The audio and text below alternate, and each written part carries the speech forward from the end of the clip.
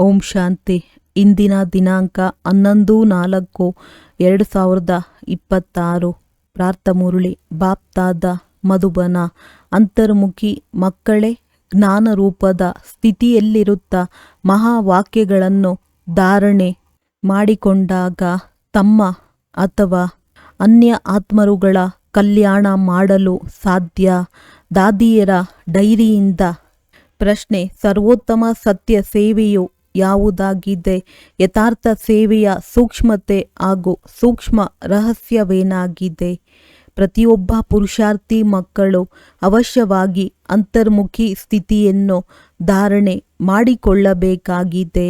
ಅಂತರ್ಮುಖತೆಯಲ್ಲಿ ಶ್ರೇಷ್ಠವಾದ ಕಲ್ಯಾಣವೇ ಅಡಗಿದೆ. ಈ ಸ್ಥಿತಿಯಲ್ಲಿಯೇ ಅಚಲ, ಸ್ಥಿರ, ತಾಳ್ಮೆ ಇರುವ ನಿರ್ಮಾಣ ಚಿತ್ತ ಇತ್ಯಾದಿ ದೈವಿ ಗುಣಗಳ ಧಾರಣೆಯಾಗಲು ಸಾಧ್ಯ ಹಾಗೂ ಸಂಪೂರ್ಣ ಜ್ಞಾನಪೂರ್ಣ ಸ್ಥಿತಿಯು ಪ್ರಾಪ್ತಿಯಾಗಲು ಸಾಧ್ಯವಾಗುವುದು. ಅಂತರ್ಮುಖಿ ಆಗದಿರುವ ಕಾರಣದಿಂದ ಸಂಪೂರ್ಣ ಜ್ಞಾನರೂಪ ಸ್ಥಿತಿಯ ಪ್ರಾಪ್ತಿಯಾಗುವುದಿಲ್ಲ. ಏಕೆಂದರೆ ಸನ್ಮುಖದಲ್ಲಿ ಏನೆಲ್ಲ ಮಹಾವಾಕ್ಯಗಳನ್ನು ಕೇಳಿಸಿಕೊಳ್ಳಲಾಗುತ್ತದೆ ಅದನ್ನು ಆಳವಾದ ಚಿಂತನೆ ಮಾಡಿ ಗ್ರಹಿಸುವುದಿಲ್ಲ. ಮಹಾವಾಕ್ಯಗಳನ್ನು ಕೇಳಿಸಿಕೊಂಡು ಕೇವಲ ರಿಪೀಟ್ ಮಾಡುತ್ತೀರೆಂದರೆ ಮಹಾವಾಕ್ಯವು ವಾಕ್ಯವಾಗಿ ಬಿಡುತ್ತದೆ.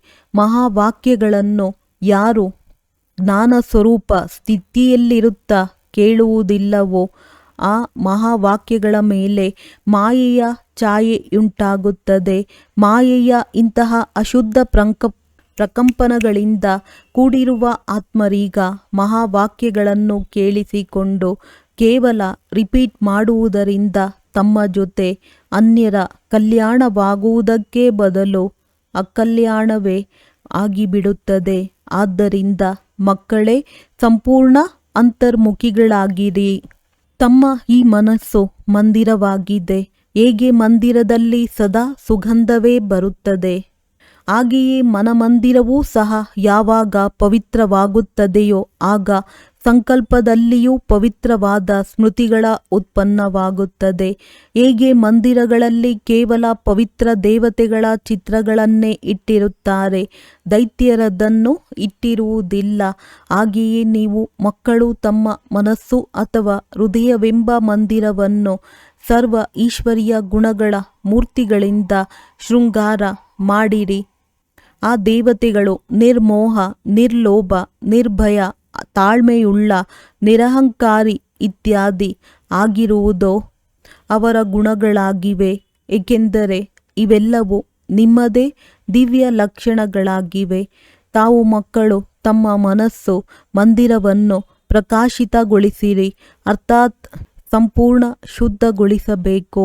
ಯಾವಾಗ ಮನಸ್ಸು ಮಂದಿರವು ಪ್ರಕಾಶತೆಯಿಂದ ಸಂಪನ್ನವಾಗುವುದೋ ಆಗ ತಮ್ಮ ಪ್ರಕಾಶತೆಯಿಂದ ಕೂಡಿರುವ ಪ್ರಿಯವಾದ ವೈಕುಂಠ ದೇಶದಲ್ಲಿ ಹೋಗಲು ಸಾಧ್ಯವಾಗುವುದು. ಹಾಗಾದರೆ ಈಗ ತಮ್ಮ ಮನಸ್ಸನ್ನು ಉಜ್ವಲವನ್ನಾಗಿ ಮಾಡುವ ಪ್ರಯತ್ನ ಪಡಬೇಕಾಗಿದೆ ಹಾಗೂ ಮನಸ್ಸಿನ ಸಹಿತವಾಗಿ ವಿಕಾರಿ ಕರ್ಮೇಂದ್ರಿಯಗಳನ್ನು ವಶದಲ್ಲಿಟ್ಟುಕೊಳ್ಳಬೇಕಾಗಿದೆ. ಆದರೆ ಕೇವಲ ಸ್ವಯಂನ ಸೇವೆಯನ್ನಷ್ಟೇ ಮಾಡುವುದಲ್ಲ, ಆದರೆ ಅನ್ಯರ ಪ್ರತಿಯೂ ಇದೇ ದಿವ್ಯ ಸೇವೆಯನ್ನು ಮಾಡಬೇಕಾಗಿದೆ. ವಾಸ್ತವದಲ್ಲಿ ಸೇವೆಯ ಅರ್ಥವು ಅತಿ ಸೂಕ್ಷ್ಮ ಮತ್ತು ಆಳವಾಗಿದೆ. ಕೇವಲ ಅನ್ಯರ ತಪ್ಪುಗಳಿಗೆ ಎಚ್ಚರಿಕೆ ಕೊಡುವವರಿಗಷ್ಟೇ ಸೇವೆ ಮಾಡುವುದಲ್ಲ, ಅವರಿಗೆ ಸೂಕ್ಷ್ಮವಾಗಿ ತಮ್ಮ ಯೋಗದ ಶಕ್ತಿಯನ್ನು ತಲುಪಿಸುತ್ತಾ ಅವರ ಅಶುದ್ಧ ಸಂಕಲ್ಪಗಳನ್ನು ಭಸ್ಮ ಮಾಡಿಬಿಡಬೇಕು.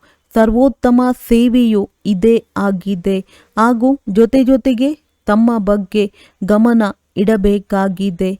ಕೇವಲ ವಾಚಾ ಅಥವಾ ಕರ್ಮದವರೆಗೆ ಗಮನ ಬಿಡುವುದಲ್ಲ, ಆದರೆ ಮನಸ್ಸಿನಲ್ಲಿಯೂ ಯಾವುದೇ ಅಶುದ್ಧ ಸಂಕಲ್ಪಗಳ ಉತ್ಪನ್ನ ಆಗುತ್ತದೆ ಎಂದರೆ ಅದರ ಪ್ರಕಂಪನಗಳು ಅನ್ಯರ ಬಳಿ ಹೋಗಿ ಸೂಕ್ಷ್ಮವಾಗಿ ಅಕಲ್ಯಾಣವನ್ನು ಮಾಡುತ್ತದೆ. ಅದರ ಹೊರೆಯು ತಮ್ಮ ಮೇಲೆ ಬರುತ್ತದೆ. ನಂತರ ಅದೇ ಹೊರೆಯು ಬಂಧನವಾಗಿ ಬಿಡುತ್ತದೆ.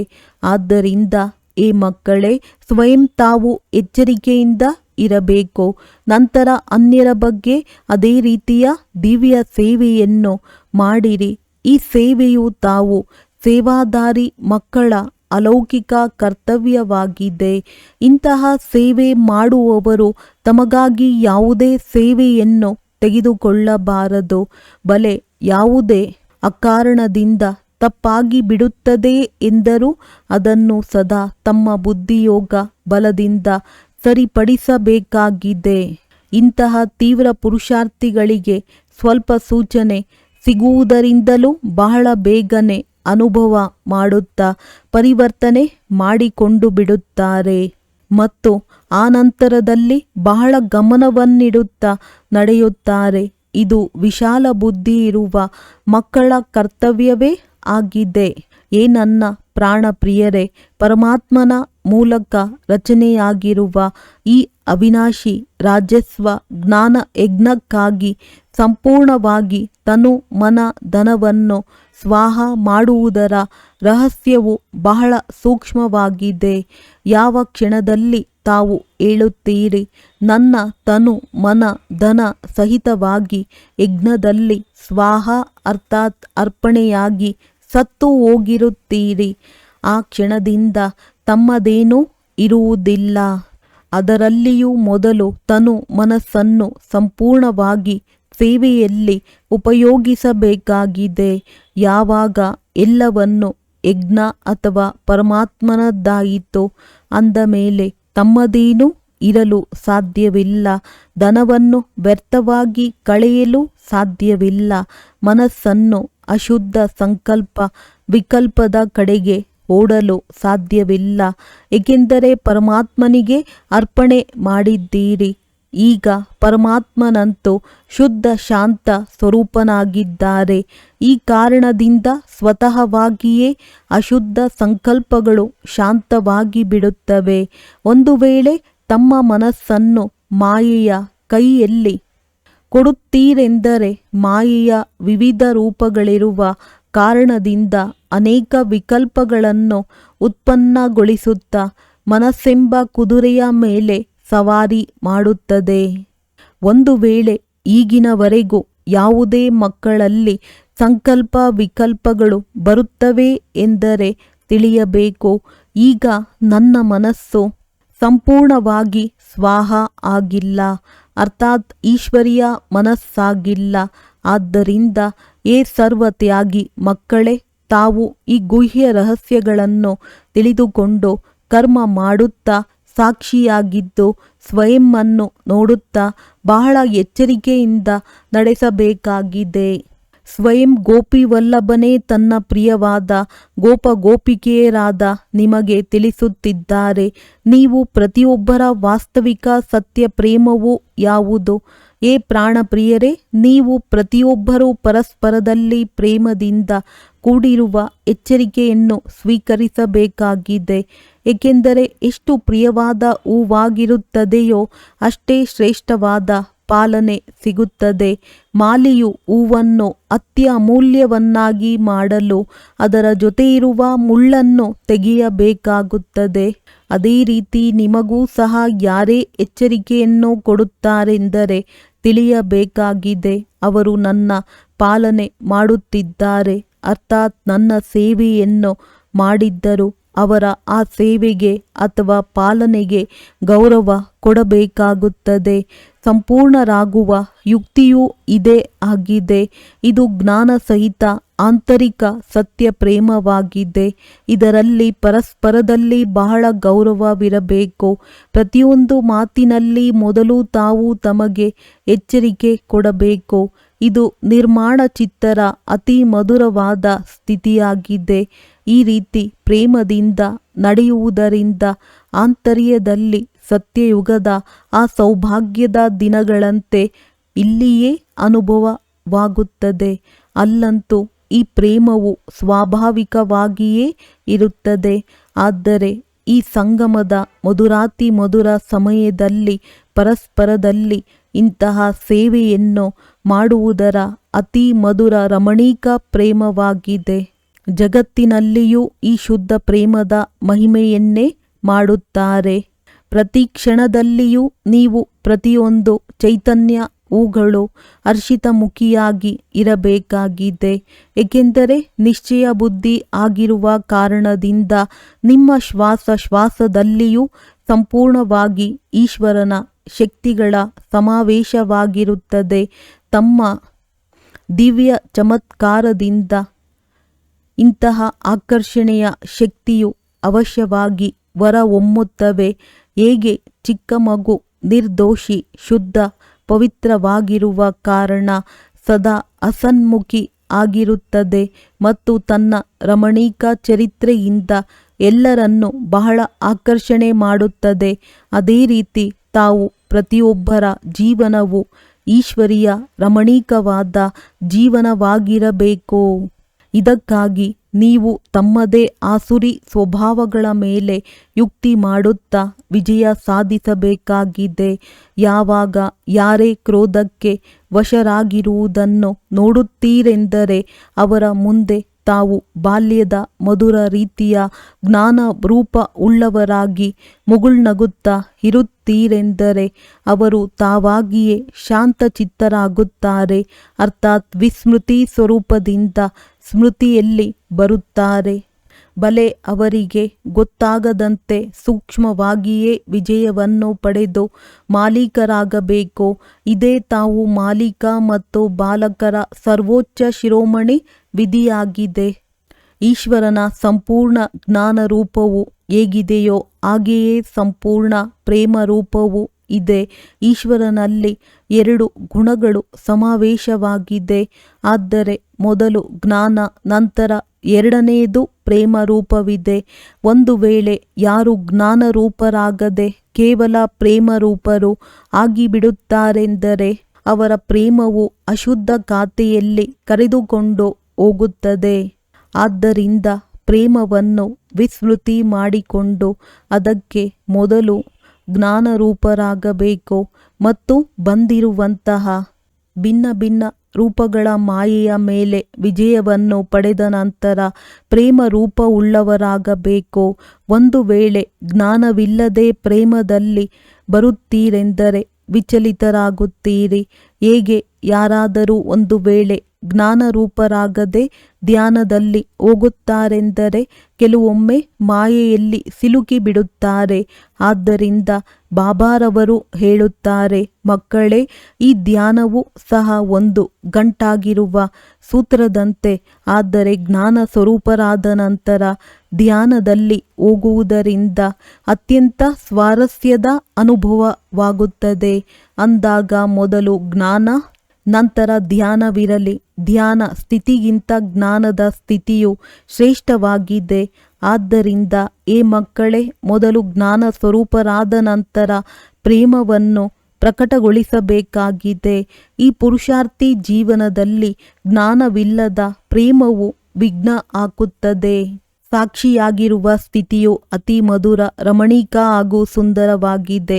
ಮುಂದಿನ ಜೀವನದ ಆಧಾರವು ಈ ಸ್ಥಿತಿಯ ಮೇಲೆ ಆಧಾರಿತವಾಗಿದೆ. ಹೇಗೆ ಯಾರಾದರೂ ಶಾರೀರಿಕವಾಗಿ ಭೋಗಿಸುತ್ತಿದ್ದಾರೆಂದರೆ ಆ ಸಮಯದಲ್ಲೇ ಏನಾದರೂ ಸಾಕ್ಷಿ ಸುಖ ಸ್ವರೂಪ ಸ್ಥಿತಿಯಲ್ಲಿ ಸ್ಥಿತರಾಗುತ್ತಾರೆಂದರೆ ಇಂದಿನ ಕರ್ಮಗಳ ಲೆಕ್ಕಾಚಾರವನ್ನು ಮುಕ್ತಗೊಳಿಸುತ್ತಾರೆ. ಹಾಗೆಯೇ ಜೊತೆಗೆ ಭವಿಷ್ಯಕ್ಕಾಗಿ ಸುಖದ ಲೆಕ್ಕಾಚಾರವು ರೂಪುಗೊಳ್ಳುತ್ತದೆ. ಈ ರಹಸ್ಯವನ್ನು ತಿಳಿಯುವುದರಿಂದ ಅವರೆಂದಿಗೂ ಹೀಗೆ ಹೇಳುವುದಿಲ್ಲ, ನನ್ನ ಈ ಸೌಭಾಗ್ಯದ ದಿನಗಳೆಲ್ಲವೂ ಕೇವಲ ಲೆಕ್ಕಾಚಾರ ಮುಗಿಸುವುದರಲ್ಲಿಯೇ ಹೊರಟು ಹೋಯಿತು. ಯಾವ ಸಮಯದಲ್ಲಿ ಸಂಪೂರ್ಣವಾಗಿ 2 ಕಾರ್ಯಗಳ ಸಿದ್ಧವಾಗುತ್ತದೆಯೋ ಆ ಸೌಭಾಗ್ಯಶಾಲಿ ಪುರುಷಾರ್ಥದ ಸಮಯವು ಇದೇ ಆಗಿದೆ. ಇವೆರಡೂ ಕಾರ್ಯಗಳನ್ನು ಸಿದ್ಧ ಮಾಡುವ ತೀವ್ರ ಪುರುಷಾರ್ಥಿಗಳೇ ಅತೀಂದ್ರಿಯ ಸುಖ ಅಥವಾ ಆನಂದದ ಅನುಭವದಲ್ಲಿರುತ್ತಾರೆ. ನೀವು ಮಕ್ಕಳಲ್ಲಿ ಈ ವಿಭಿನ್ನ ವಿರಾಟ ಡ್ರಾಮಾದ ಪ್ರತಿಯೊಂದು ಮಾತಿನಲ್ಲಿ ಸಂಪೂರ್ಣ ನಿಶ್ಚಯವಿರಬೇಕು. ಏಕೆಂದರೆ ಇದು ಮಾಡಲ್ಪಟ್ಟಂತಹ ಡ್ರಾಮಾ ಖಚಿತವಾಗಿಯೇ ವಿಧೇಯನಾಗಿರುವ ಡ್ರಾಮಾ ಆಗಿದೆ. ಈ ಡ್ರಾಮಾದಲ್ಲಿ ಪ್ರತಿಯೊಂದು ಜೀವಜಂತುವಿನಿಂದಲೂ ಅದರ ಪಾತ್ರವನ್ನು ಪೂರ್ಣ ರೀತಿಯಿಂದ ಅಭಿನಯ ಮಾಡಿಸುತ್ತದೆ. ಅದರಲ್ಲಿ ಕೆಲವು ಅನ್ಯಾಯ ಮಾಡುವವರೇ ಇರಲಿ, ಆದರೂ ಅನ್ಯಾಯ ಮಾಡುವ ಪಾತ್ರವನ್ನು ಪೂರ್ಣ ರೀತಿಯಿಂದ ಅಭಿನಯ ಮಾಡಿಸುತ್ತದೆ. ಇದೂ ಸಹ ಡ್ರಾಮಾದಲ್ಲಿ ನೋಂದಣಿ ಆಗಿದೆ. ಯಾವಾಗ ಅನ್ಯಾಯ ಮತ್ತು ನ್ಯಾಯ ಎರಡೂ ಯೋಜನೆಗಳಲ್ಲಿ ನೋಂದಣಿ ಆಗಿದೆ ಅಂದ ಮೇಲೆ ಯಾವುದೇ ಮಾತಿನಲ್ಲಿ ಸಂಶಯ ಪಡುವುದನ್ನು ಜ್ಞಾನವೆಂದು ಹೇಳುವುದಿಲ್ಲ. ಏಕೆಂದರೆ ಪ್ರತಿಯೊಬ್ಬ ಪಾತ್ರಧಾರಿಯು ತನ್ನ ಪಾತ್ರವನ್ನು ಅಭಿನಯಿಸುತ್ತಿದ್ದಾರೆ. ಹೇಗೆ ಚಲನಚಿತ್ರಗಳಲ್ಲಿ ಅನೇಕ ಭಿನ್ನ ಭಿನ್ನ ರೂಪವುಳ್ಳ ಪಾತ್ರಧಾರಿಗಳಿರುತ್ತಾರೆ, ತನ್ನ ಪಾತ್ರವನ್ನು ಅಭಿನಯಿಸುತ್ತಾರೆ. ಅದನ್ನು ನೋಡಿ ಅವರಿಂದ ತಿರಸ್ಕಾರ ಬರುತ್ತದೆ ಮತ್ತು ಇನ್ನು ಕೆಲವರಿಂದ ಖುಷಿಯಾಗುತ್ತಿದೆ ಎನ್ನುವುದಿಲ್ಲ. ಇದೊಂದು ಆಟವೆಂದು ಗೊತ್ತಿದೆ. ಇದರಲ್ಲಿ ಪ್ರತಿಯೊಬ್ಬರೂ ತನ್ನ ಒಳ್ಳೆಯ ಅಥವಾ ಕೆಟ್ಟ ಪಾತ್ರವು ಸಿಕ್ಕಿರುತ್ತದೆ. ಅದೇ ರೀತಿಯಾಗಿ ಈ ಅನಾದಿ ಮಾಡಲ್ಪಟ್ಟಿರುವ ಡ್ರಾಮಾವನ್ನು ಸಹ ಸಾಕ್ಷಿಯಾಗಿರುತ್ತಾ ಏಕರಸ ಸ್ಥಿತಿಯಿಂದ ಹರ್ಷಿತಮುಖಿಯಾಗಿ ನೋಡುತ್ತಿರಬೇಕಾಗಿದೆ. ಈ ಅಂಶವನ್ನು ಸಂಘಟನೆಯಲ್ಲಿ ಬಹಳ ಚೆನ್ನಾಗಿ ಧಾರಣೆ ಮಾಡಿಕೊಳ್ಳಬೇಕಾಗಿದೆ. ಒಬ್ಬರನ್ನೊಬ್ಬರನ್ನು ಈಶ್ವರೀಯ ರೂಪದಿಂದ ನೋಡಬೇಕಾಗಿದೆ. ಅನುಭೂತಿಯಾಗುವ ಜ್ಞಾನದ ಅಂಶಗಳನ್ನು ತೆಗೆದುಕೊಂಡು ಈಶ್ವರೀಯ ಗುಣಗಳ ಧಾರಣೆ ಮಾಡಬೇಕಾಗಿದೆ. ತಮ್ಮ ಲಕ್ಷ್ಯ ಸ್ವರೂಪದ ಸ್ಮೃತಿಯಿಂದ ಶಾಂತಚಿತ್ತ, ನಿರ್ಮಾಣಚಿತ್ತ, ತಾಳ್ಮೆಯುಳ್ಳವರಾಗಿ, ಮಧುರ ಸ್ವಭಾವಿ, ಶೀತಲತೆ ಇತ್ಯಾದಿ ಸರ್ವ ದೈವಿ ಗುಣಗಳನ್ನು ಸ್ಮೃತಿಗೆ ತಂದುಕೊಳ್ಳಬೇಕಾಗಿದೆ. ತಾಳ್ಮೆಯಿರುವ ಸ್ಥಿತಿಯನ್ನು ಧಾರಣೆ ಮಾಡಿಕೊಳ್ಳಲು ಮುಖ್ಯ ಆಧಾರವಾಗಿದೆ. Wait and see. ನನ್ನ ಪ್ರಿಯವಾದ ಮಕ್ಕಳೇ, ವೇಟ್ ಅಂದರೆ ತಾಳ್ಮೆಯಿಂದ ಇರುವುದು. ಸಿ ಅರ್ಥಾತ್ ನೋಡಬೇಕು. ತಮ್ಮ ಹೃದಯದಲ್ಲಿ ಮೊದಲು ತಾಳ್ಮೆಯ ಗುಣವನ್ನು ಧಾರಣೆ ಮಾಡಿಕೊಂಡು ಅದರ ನಂತರ ವಿಸ್ತಾರದಲ್ಲಿರುವ ವಿರಾಟ ಡ್ರಾಮವನ್ನು ಸಾಕ್ಷಿಯಾಗಿ ನೋಡಬೇಕಾಗಿದೆ. ಎಲ್ಲಿಯವರೆಗೆ ಯಾವುದೇ ರಹಸ್ಯವನ್ನು ಕೇಳುವ ಸಮಯವು ಸಮೀಪಕ್ಕೆ ಬರುತ್ತದೆಯೋ ಅಲ್ಲಿಯವರೆಗೆ ತಾಳ್ಮೆಯ ಗುಣವನ್ನು ಧಾರಣೆ ಮಾಡಿಕೊಳ್ಳಬೇಕು. ಸಮಯ ಬಂದ ಮೇಲೆ ತಾಳ್ಮೆ ವಹಿಸಿ ರಹಸ್ಯವನ್ನು ಕೇಳುವುದರಿಂದ ತಾವೆಂದಿಗೂ ವಿಚಲಿತರಾಗುವುದಿಲ್ಲ. ಆದ್ದರಿಂದ ಪುರುಷಾರ್ಥಿ ಪ್ರಾಣಪ್ರಿಯರೇ, ಸ್ವಲ್ಪ ನಿಲ್ಲಿರಿ, ತಾಳ್ಮೆಯಿಂದಿರಿ ಹಾಗೂ ಮುಂದೆ ಸಾಗುತ್ತಾ ರಹಸ್ಯಗಳನ್ನು ನೋಡುತ್ತಾ ಮುಂದೆ ಸಾಗಿರಿ. ಈ ತಾಳ್ಮೆಯ ಸ್ಥಿತಿಯಿಂದ ಎಲ್ಲ ಕರ್ತವ್ಯಗಳು ಸಂಪೂರ್ಣವಾಗಿ ಸಿದ್ಧವಾಗುತ್ತದೆ. ಈ ಗುಣವು ನಿಶ್ಚಯದ ಆಧಾರದ ಮೇಲೆ ಬಂಧಿತವಾಗಿದೆ. ಪ್ರತಿಯೊಂದು ಆಟವನ್ನು ಇಂತಹ ನಿಶ್ಚಯ ಬುದ್ಧಿ ಸಾಕ್ಷಿ ದೃಷ್ಟರಾಗಿ ಹರ್ಷಿತ ಚೆಹರೆಯಿಂದ ನೋಡುತ್ತೀರಿ. ಆಂತರ್ಯದಲ್ಲಿ ತಾಳ್ಮೆ ಮತ್ತು ಅಡೋಲಚಿತ್ತರು ಆಗಿರುತ್ತೀರಿ. ಇದು ಜ್ಞಾನ ಪರಿಪಕ್ವ ಸ್ಥಿತಿಯಾಗಿದೆ. ಈ ಸ್ಥಿತಿಯೇ ಅಂತ್ಯದಲ್ಲಿ ಸಂಪೂರ್ಣತೆಯ ಸಮಯವು ಪ್ರತ್ಯಕ್ಷವಾಗಿರುತ್ತದೆ. ಆದ್ದರಿಂದ ಬಹಳ ಸಮಯದಿಂದ ಈ ಸಾಕ್ಷಿಯಾಗಿರುವ ಸ್ಥಿತಿಯಲ್ಲಿ ಸ್ಥಿತರಾಗುವ ಪರಿಶ್ರಮ ಪಡಬೇಕಾಗಿದೆ. ಹೇಗೆ ನಾಟಕದಲ್ಲಿ ಪಾತ್ರಧಾರಿಗೆ ಸಿಕ್ಕಿರುವ ತನ್ನ ಪಾತ್ರವನ್ನು ಸಂಪೂರ್ಣವಾಗಿ ಅಭಿನಯಿಸಬೇಕೆಂಬ ದೃಷ್ಟಿಯಿಂದ ಅದನ್ನು ಮುಂಚಿತವಾಗಿಯೇ ಅಭ್ಯಾಸದ ರಿಹರ್ಸಲ್ಸ್ ಮಾಡಬೇಕಾಗುತ್ತದೆ. ಹಾಗೆಯೇ ನೀವು ಪ್ರಿಯವಾದ ಹೂಗಳೂ ಸಹ ಯೋಗ ಬಲದಿಂದ ಬರುವಂತಹ ದೊಡ್ಡ ಪರೀಕ್ಷೆಗಳಲ್ಲಿ ಉತ್ತೀರ್ಣರಾಗಬೇಕೆಂದರೆ ಬರುವ ಮೊದಲೇ ಅವಶ್ಯವಾಗಿ ಅಭ್ಯಾಸ ಮಾಡಬೇಕಾಗಿದೆ. ಆದರೆ ಬಹಳ ಸಮಯದಿಂದ ಈ ಪುರುಷಾರ್ಥವನ್ನು ಮಾಡದಿದ್ದರೆ ಆ ಸಮಯದಲ್ಲಿ ಗಾಬರಿ ಪಡುತ್ತಾ ಸೋಲಾಗುತ್ತದೆ. ಆದ್ದರಿಂದ ಮೊದಲು ತಮ್ಮ ಈಶ್ವರೀಯ ಆಧಾರವನ್ನು ಪರಿಪಕ್ವ ಮಾಡಿಕೊಂಡು ದೈವಿ ಗುಣ ಉಳ್ಳವರು ಆಗಬೇಕಾಗಿದೆ. ಜ್ಞಾನ ಸ್ವರೂಪ ಸ್ಥಿತಿಯಲ್ಲಿ ಸ್ಥಿತರಾಗುವುದರಿಂದ ಸ್ವತಃವಾಗಿಯೇ ಶಾಂತ ಸ್ವರೂಪ ಸ್ಥಿತಿಯಾಗಿ ಬಿಡುತ್ತದೆ. ಯಾವಾಗ ಜ್ಞಾನ ಆತ್ಮ ಮಕ್ಕಳೆಲ್ಲರೂ ಒಟ್ಟಿಗೆ ಕುಳಿತುಕೊಂಡು ಮುರುಳಿಯನ್ನು ಕೇಳುತ್ತಾರೆ, ಆಗ 4 ಕಡೆಯಲ್ಲಿ ಶಾಂತಿಯ ವಾಯುಮಂಡಲವು ರೂಪುಗೊಳ್ಳುತ್ತದೆ. ಏಕೆಂದರೆ ಜ್ಞಾನಿ ಆತ್ಮ ಮಕ್ಕಳು ಯಾವುದೇ ಮಹಾವಾಕ್ಯಗಳನ್ನು ಕೇಳುತ್ತಾರೆಂದರೆ ಆಂತರಿಕವಾಗಿ ಗುಹ್ಯತೆಯಲ್ಲಿ ಹೊರಟು ಹೋಗುತ್ತಾರೆ. ಅದರ ಗುಹ್ಯತೆಯಲ್ಲಿ ಹೋಗುವ ಕಾರಣ ಆಂತರ್ಯದ ಮಧುರ ಶಾಂತಿಯ ಅನುಭೂತಿಯಾಗುವುದು.